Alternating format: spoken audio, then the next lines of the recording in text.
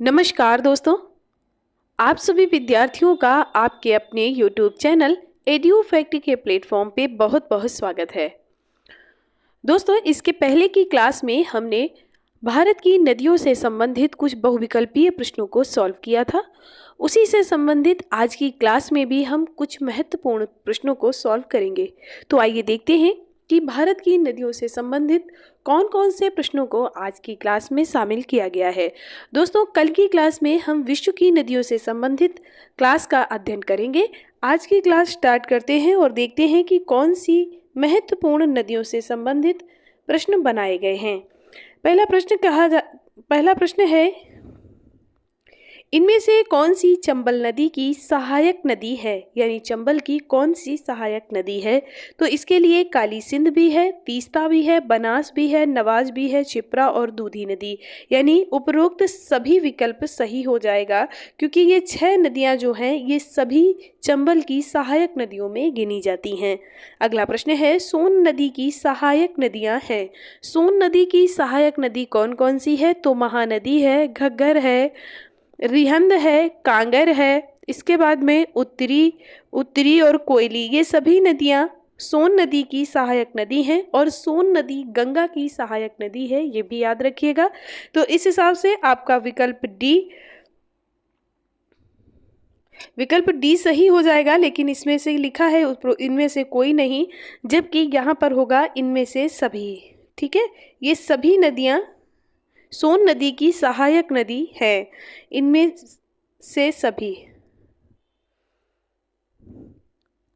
अगला प्रश्न है, यमुना एक्शन प्लान औपचारिक रूप से कब प्रारंभ किया गया। तो जो यमुना एक्शन प्लान है वो 1993 में प्रारंभ किया गया था। विकल्प बी आपका राइट आंसर हो जाएगा। अगला प्रश्न है, सिंधु नदी के दाहिने किनारे पर कौन सा शहर स्थित है।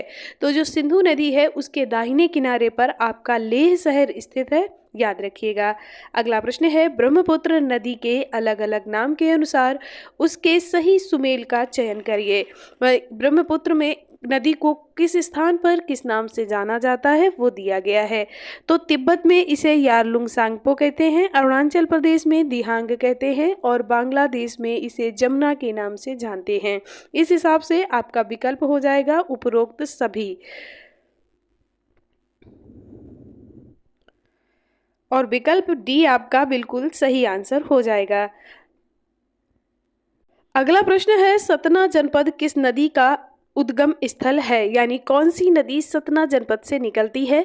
तो जो केन नदी है इसका उद्गम स्थल जो है या उद्गम जिला है वो सतना जिला है, याद रखिएगा। ये एमपी में पड़ता है, ये एमपी का एक जिला है। और अगला प्रश्न है आपका, विदिशा किस नदी के किनारे स्थित है। जो विदिशा जो है ये बेतवा नदी के किनारे है, याद रखिएगा। अगला प्रश्न है, जयपुर किस नदी के किनारे स्थित है। तो जयपुर जो है वो आपका बाणगंगा नदी के किनारे स्थित है। राजस्थान की एक प्रसिद्ध नदी है लूनी, इसलिए आप याद रखिएगा कि लूनी के किनारे अजमेर शहर स्थित है, जबकि जो बाणगंगा है ये आपका इसके किनारे जयपुर शहर है। और नदियों के किनारे बसे शहरों से बहुत क्वेश्चन पूछे जाते हैं, इसलिए आप इन क्वेश्चन को जरूर याद रखिएगा। अगला प्रश्न है, विजयवाड़ा किस नदी के किनारे पर स्थित है। तो जो विजयवाड़ा है ये आपका कृष्णा नदी के किनारे स्थित है और कृष्णा नदी पर ही नागार्जुन सागर परियोजना चलाई जा रही है। अगला प्रश्न है, किस नदी को नेपाल में शालिग्राम या नारायणी नदी के नाम से जाना जाता है। तो किस नदी को जाना जाता है, इसके लिए आपका सही विकल्प सी हो जाएगा, गंडक नदी को जाना जाता है। अगला प्रश्न है, अलकनंदा और नंदाकिनी नदी किस स्थान पर मिलती हैं। तो अलकनंदा और नंदाकिनी नदी जो मिलती हैं वो आपको नंदप्रयाग में मिलती हैं। विकल्प ए आपका बिल्कुल सही हो जाएगा। और इसका हमने पीछे की वीडियो में जो 2 वीडियो आपको भारत की नदियों से संबंधित दिए गए हैं, उन वीडियो में मैंने सभी प्रयागों के विषय में डिस्कस किया हुआ है। तो अगर आप में से किसी विद्यार्थी ने वो क्लास नहीं देखी है तो आप प्लेलिस्ट पे जाइए, वहाँ आपको पार्ट 1 पार्ट 2 के नाम से 2 कक्षाएं मिल जाएंगी। वहाँ से आप उन क्लास को देख सकते हैं और अपने डाउट को क्लियर कर सकते हैं। अगला प्रश्न है, इनमें से कौन सा राज्य नर्मदा नदी जल विवाद से संबंधित नहीं है? यानी कौन सा राज्य है जो नर्मदा नदी जल विवाद से संबंधित है? तो गुजरात, महाराष्ट्र और राजस्थान, ये जो 3 हैं राज्य हैं, ये नर्मदा नदी जल विवाद से संबंधित है। अब बचा कौन? तो आपका बचता है मध्य प्रदेश, जो आपका सही विकल्प हो जाएगा। अगला प्रश्न है, नदियों को जोड़ने का विचार सर्वप्रथम किसने दिया था? तो जो नदियों को जोड़ने का विचार दिया था, ये सर आर्थर कॉटन ने दिया था। इनके अनुसार नदियों को जोड़ने का विचार दिया गया था। तो विकल्प सी आपका बिल्कुल सही हो जाएगा। अगला प्रश्न है, कुंचिकुल जलप्रपात किस नदी पर है? तो जो कुंचिकुल जलप्रपात है वो आपका वारही नदी पर स्थित है। इसे सिमोगा नदी के नाम से भी जाना जाता है और विकल्प सी आपका सही आंसर हो जाएगा। अगला प्रश्न है, वसुधारा जलप्रपात किस नदी पर स्थित है? तो वसुधारा की अगर हम बात करें तो ये अलकनंदा नदी पर स्थित है। ठीक है, और अलकनंदा कहाँ से निकलती है ये आप हमें कमेंट करके बताइएगा। अगला प्रश्न है, हुंड्रू जलप्रपात किस नदी पर है? तो हुंड्रू जो जलप्रपात है ये सुवर्णरेखा नदी पर स्थित है। विकल्प सी आपका सही हो जाएगा। इसके बाद में अगला प्रश्न है कि चित्रकूट जलप्रपात किस नदी पर है? तो जो चित्रकूट जल है ये आपका इंद्रावती नदी पर है। चित्रकूट जो बसा हुआ है वो मंदाकिनी नदी के किनारे बसा हुआ है, लेकिन जो चित्रकूट जलप्रपात बना है वो आपका इंद्रावती नदी पर बना है। ये दोनों बातें आप याद रखिएगा। अगला प्रश्न है, गोदावरी की सहायक नदी है कौन सी है? तो गोदावरी की जो सहायक नदी है वो प्रवरा भी है, पूर्णा भी है, मंजरी भी है, पेनगंगा, वेनगंगा, वर्धा, इंद्रावती, मानेर और सबरी। ये जो है ये आपकी सभी नदियां जो हैं वो गोदावरी की सहायक नदी हैं और इसका विकल्प हो जाएगा उपरोक्त सभी।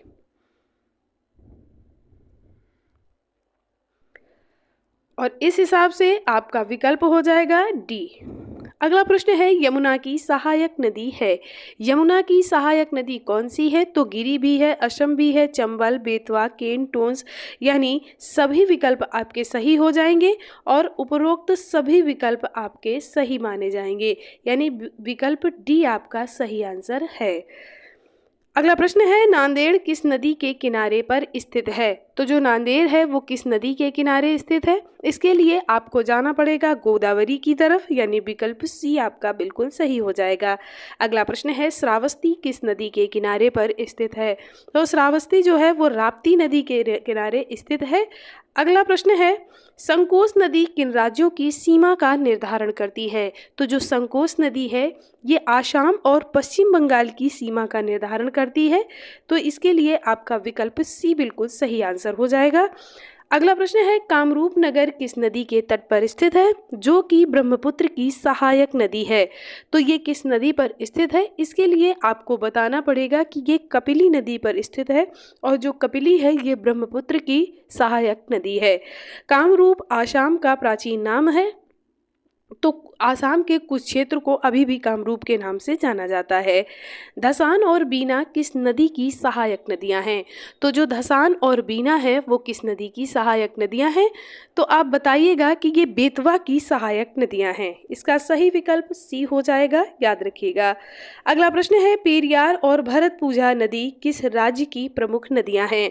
तो पेरियार और जो भरतपुजा नदी है वो केरल की 2 बड़ी नदियां हैं, याद रखिएगा, पेरियार और भरतपुजा। अगला प्रश्न है, हिंडन किसकी सहायक नदी है? तो हिंडन किसकी सहायक नदी है? ये यमुना की सहायक नदी है और जो आपका गाजियाबाद शहर है वो हिंडन नदी के किनारे ही स्थित है, याद रखिएगा। अगला प्रश्न है, इनमें से कौन सी नदी लेह और कारगिल जिले से होते हुए गुजरती है? तो कौन सी नदी गुजरती है? तो ये सिंधु नदी जो है वो लेह और कारगिल जिले से होकर गुजरती है, याद रखिएगा। किसे गंगा नदी का वाटर टावर कहा जाता है? तो किसे कहा जाता है? इसके लिए आपका सही विकल्प हो जाएगा विकल्प नंबर बी, नेपाल को गंगा नदी का वाटर टावर कहा जाता है। कौन सी नदी हिमाचल प्रदेश की चंबा घाटी से होकर बहती है? कौन सी नदी बहती है? तो इसके लिए आपको बताना पड़ेगा कि जो रावी नदी है, विकल्प सी, ये आपकी हिमाचल प्रदेश की चंबा घाटी से होकर बहती है। अगला प्रश्न है, वुलर झील से होकर कौन सी नदी बहती है? तो वुलर झील से होकर कौन सी नदी बहती है? ये आपकी एकमात्र नदी विकल्प ए में है, यानी झेलम नदी बहती है। अगला प्रश्न है, भारत में गंगा के बाएं तट से मिलने वाली अंतिम सहायक नदी कौन सी है? तो अंतिम जो सहायक नदी है भारत में, घाघरा, कोसी, गंडक, ये सभी बाईं तरफ से ही मिलती हैं, लेकिन अंतिम नदी आपकी महानंदा है जो कि भारत में मिलती है। महानंदा के बाद में जो गंगा है वो आपकी पश्चिम बंगाल में बांग्लादेश में प्रवेश कर जाती है। अगला प्रश्न है, किशन गंगा किसकी सहायक नदी है? तो किशन गंगा किसकी सहायक नदी है? ये झेलम की सहायक नदी है। और झेलम किसकी सहायक नदी है? तो झेलम सिंधु नदी की सहायक नदी है। ये तीनों सीक्वेंस याद रखिएगा। झेलम किसकी सहायक नदी है आपको पता ही होगा। तो झेलम किसकी है? झेलम जो है वो चिनाब की है और चेनाब सिंधु की है। इस तरह जो पंचनद बनते हैं आपको बताया गया है पीछे की क्लास में। तो अगर जो झेलम नदी है वो चेनाब में मिलती है, फिर चेनाब जाके सिंधु में मिलती है, तो ये झेलम की भी सहायक नदी मानी जाती है और चेनाब की भी मानी जाती है। अगला प्रश्न है, एडन नहर को किस नदी से निकाला गया है? तो एडन नहर को किस नदी से निकाला गया है? तो इसे दामोदर नदी से निकाला गया है, याद रखिएगा। और दामोदर नदी को बंगाल का शोक भी कहा जाता है। शारदा नदी उत्तर प्रदेश के उत्तरी मैदान में निर्गम से पहले किस नाम से जानी जाती है? तो इसे काली नदी के नाम से जाना जाता है। विकल्प बी आपका बिल्कुल सही हो जाएगा। अगला प्रश्न है, भारत में सबसे ऊंची ज्वार भित्ति वाली नदी कौन सी है? तो भारत में सबसे ऊंची ज्वार भित्ति वाली जो नदी है वो आपकी हुगली नदी है, याद रखिएगा। विकल्प बी आपका सही हो जाएगा। अंतःस्थलीय अपवहन नदी का उदाहरण है कौन सा है? तो ये आपका जो घग्गर नदी है ये अंतःस्थलीय अपवहन का उदाहरण है। भारत का शोक किस नदी को कहा जाता है? कर्मनाशा नदी को भारत का शोक कहा जाता है। बद्रीनाथ धाम किस नदी के तट पर स्थित है? तो जो बद्रीनाथ धाम है वो किस नदी के तट पर है? अलकनंदा नदी के तट पर स्थित है। भारत सरकार ने भारत में कितनी नदियों को प्रमुख रूप से वर्गीकृत किया है? तो कितनी नदियों को किया है आप बताइएगा कि 12 नदियों को वर्गीकृत किया गया है प्रमुख रूप से। भारत की सबसे लंबी नदी जिसका उद्गम और मुहाना दोनों भारतीय क्षेत्र में हैं, ऐसी कौन सी नदी है? तो ये आपकी गोदावरी नदी है जो भारत में ही निकलती है और भारत में ही अपना जल गिराती है। इसके बाद में अगला प्रश्न है, पंचगंगा और दूधगंगा किसकी सहायक नदियां हैं? तो ये कृष्णा नदी की सहायक नदी हैं। विकल्प डी आपका सही आंसर हो जाएगा। इसके बाद में अगला प्रश्न है, किस नदी का सर्वाधिक जलग्रहण क्षेत्र है? इनमें से किस नदी का जलग्रहण क्षेत्र सर्वाधिक है? तो इसके लिए आप बताइएगा गोदावरी। ब्रह्मपुत्र सबसे चौड़ी नदी है, इस हिसाब से आप ब्रह्मपुत्र नहीं लगाइएगा। यहाँ पर सही आंसर आपका गोदावरी हो जाएगा। अगला प्रश्न है, दक्षिण भारत की नदियों में मुख्य रूप से कौन सी जल निकासी व्यवस्था है? कौन सी जल निकासी व्यवस्था है? तो आप बताइएगा कि जो जल निकासी व्यवस्था है वो अरीय टाइप की है। शिप्रा नदी किसकी सहायक नदी है? तो जो शिप्रा नदी है वो किसकी है? तो ये चंबल की सहायक नदी है और उज्जैन शिप्रा नदी के किनारे ही स्थित है। दोस्तों, आपको ये वीडियो पसंद आ रहा हो तो प्लीज़ इसे लाइक ज़रूर करें, दोस्तों के साथ शेयर करें और चैनल को सब्सक्राइब ज़रूर कर लें। आगे बढ़ते हैं और अगला प्रश्न देखते हैं, भुवनेश्वर किस नदी के किनारे पर स्थित है? दोस्तों, महानदी यहाँ नहीं लगाना है क्योंकि यहाँ पर आपका सही विकल्प दया नदी हो जाएगा। इसके बाद में अगला प्रश्न है, भारत की सबसे बड़ी कृत्रिम झील कौन सी है? तो ये है आपकी गोविंद बल्लभ झील जो कि भारत की सबसे बड़ी कृत्रिम झील है और ये सोनभद्र यूपी में भी है। तो इसलिए यूपी वाले अपने एग्ज़ाम में इसको ज़रूर याद रखें क्योंकि ये यूपी में पड़ती है और भारत की सबसे बड़ी झील है, इसलिए आपके लिए ये ज़्यादा महत्वपूर्ण हो जाती है। ग्वालियर किस नदी के किनारे स्थित है? तो ग्वालियर किस नदी के किनारे है? आपका विकल्प सी यानी चंबल सही आंसर हो जाएगा। अगला प्रश्न है, अमृतधारा जलप्रपात किस नदी पर स्थित है? तो ये नदी है आपकी हसदो नदी। हसदो नदी पर अमृत धारा जलप्रपात स्थित है, याद रखिएगा। अगला प्रश्न है, कर्मनासा नदी जल विवाद किन राज्यों से संबंधित है? तो कर्मनासा जल विवाद जो है ये आपका यूपी और बिहार राज्य से संबंधित है। विकल्प ए आपका सही आंसर हो जाएगा। और कर्मनासा को भारत का शोक कहा जाता है। अगला प्रश्न है, किस नदी के ऊपरी मार्ग में मीठे जल तथा निचले भाग में खारे जल का प्रवाह मिलता है? तो ये आपकी एकमात्र नदी है लूनी, क्योंकि ये जब निकलती है तो इसमें मीठा जल होता है, लेकिन जैसे ही ये रेतीले क्षेत्र में आती है, जैसे ही ये रेगिस्तान के क्षेत्र में प्रवेश करती है तो इसका जल नमकीन हो जाता है, यानी खारा हो जाता है, और आगे चलकर ये कच्छ के रन में अपने आप को समाहित कर देती है। अगला प्रश्न है, हगरी और वेदवती किसकी सहायक नदी हैं? तो हगरी और वेदवती जो है ये तुंगभद्रा की सहायक नदी हैं, याद रखिएगा। विकल्प ए राइट आंसर हो जाएगा।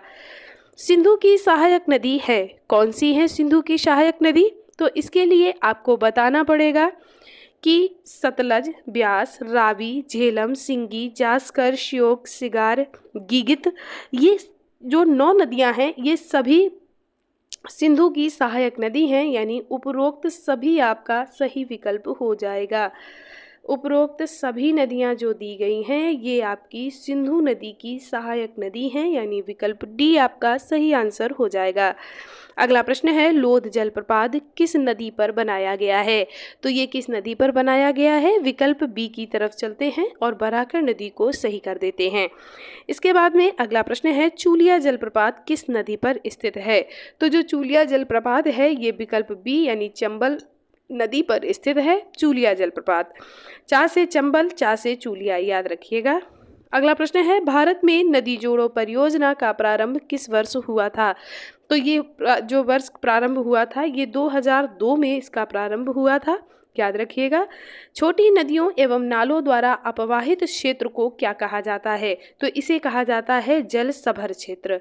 जहाँ पर छोटी छोटी नदियाँ या छोटे छोटे नालों के रूप में जल अपवाहित होता है उस क्षेत्र को जल सभर क्षेत्र कहा जाता है। अगला प्रश्न है, नदियों द्वारा अपने किनारों पर प्राकृतिक रूप से बनाए गए बांधों को किस नाम से जाना जाता है? तो इसके लिए आपको विकल्प ए की तरफ रुख करना पड़ेगा और इसे बताना पड़ेगा कि लेवीज या तटबंध कहा जाता है। अगला प्रश्न है, तवा किसकी सहायक नदी है? तो तवा किसकी सहायक नदी है? तो आप बताइएगा कि नर्मदा की तवा सहायक नदी है। इसके बाद में अगला प्रश्न है, दोस्तों इतने ही प्रश्नों को शामिल किया गया है। अब हम कल की क्लास में विश्व की नदियों के विषय में कुछ ऑब्जेक्टिव क्वेश्चन सॉल्व करेंगे। भारत की नदियों से संबंधित आपको 3 वीडियो दिए जा चुके हैं। आप तीनों वीडियो का अध्ययन कर लीजिए। यहाँ से बाहर आपके एग्जाम में कोई क्वेश्चन नहीं आएगा। कल हम विश्व की नदियों के विषय में अध्ययन करेंगे। उसके लिए आपको चैनल सब्सक्राइब करना पड़ेगा ताकि आपको टाइम पे वो वीडियो मिल जाए। आप सभी विद्यार्थियों का एक बार दिल से बहुत बहुत धन्यवाद।